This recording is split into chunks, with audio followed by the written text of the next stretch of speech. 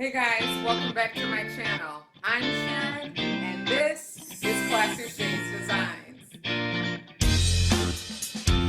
Good day, you guys. In this video, I want to show you two of my favorite table decor projects that I created in the past. I took three of these frames from the picture frames from the Dollar Tree, and I removed the glass from the frames. I also used a lot of these candle holders that we used in many projects before. I glued two of the candle holders on top of each other and repeated that 6 times. Then with the glass from inside of the frames, I glued two of the ends together to extend the glasses to be one long sheet and allow those to dry overnight. After they were dry, the next day I came in and I then attached each of the candlesticks that I created to the base of the mirror, allowing them again to dry overnight so that everything had a really good secured hold to it. As you can see here, my project is drying, but I gave it 2 more days to dry, and then I flipped it over to complete the project after creating the smaller one as well, because remember, we used 3 frames. Next, I just lined it out with some diamond wrap bling to give it, of course, the glam that we love for our projects to have. And this is what the two of them look like.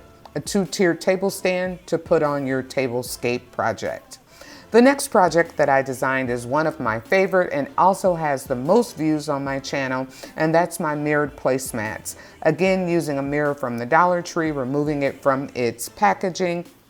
Be careful because of course these mirrors are sharp.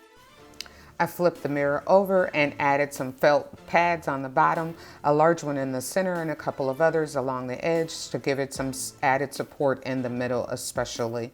If you decide to use these for actual eating on, you will want to make sure that they have some support in the middle.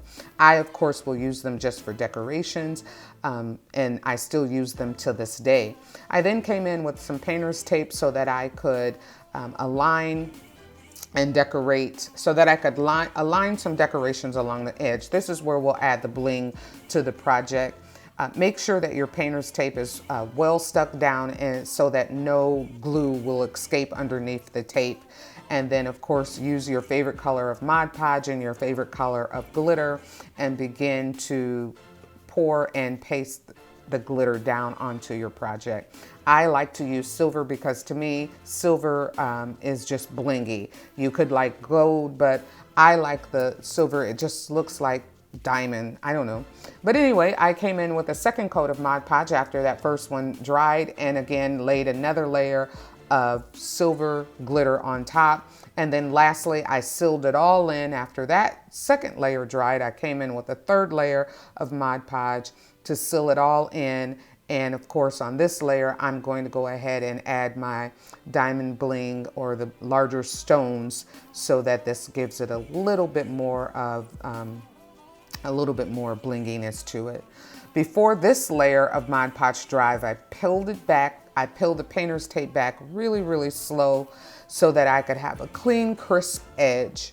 And then I measured out some bling wrap and I cut down it to single pieces, and using some 2-in-1 glue, I ran the bling wrap around the edge. That helps take off the sharpness of the edge, just in case you have young people at your house. And this is what the second project looked like on the table, and I love them, you guys. This is my favorite project ever, and here's what it looks like with the two of them together at my holiday table escape a year or so ago.